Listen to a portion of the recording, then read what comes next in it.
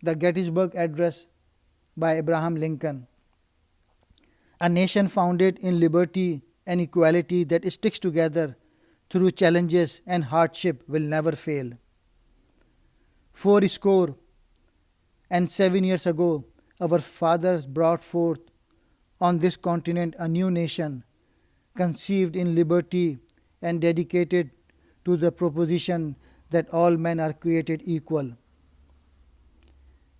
We here highly resolve that these dead shall not have died in vain, that this nation under God shall have a new birth of freedom, and that government of the people, by the people, for the people, shall not perish from the earth.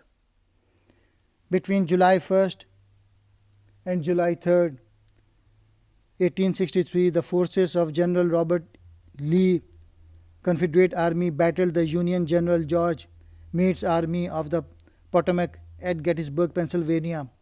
Over 50,000 men were killed, injured, or missing between the two forces, and Lee retreated toward Virginia on the night of July 4th with the loss of a third of his army.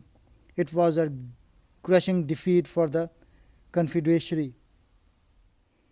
Why is a speech that received little applause from the audience at that time now deemed to be one of the greats of American history and indeed world politics? The answer partly lies with the journey the listener is taken on, able to experience the founding of America at the beginning and at the end, finding the nation at a crossroad. Lincoln was not well at the time of the dedication, and his face was said to be sad, mournful, and almost haggard with a ghostly color. He reported feeling weak and dizzy. The words used in Gettysburg Address as dedicated, devotion, highly resolve, and freedom are used as a call to action. Where before Lincoln stated that the ground before them could not be dedicated, now he tells the audience that they should be dedicated to the great task remaining before us, that of holding the nation together and making it progress. The repetition may not be consciously noticed, but deliver a powerful effect on the listener, providing a sense of hallowed ground and provoking a strong sense of kindred belonging. Martin Luther King Jr.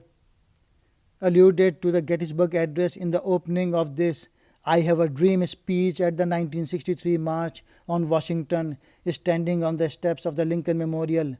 King likened the promises of equality the forefather made to the promissory note to the black people of America.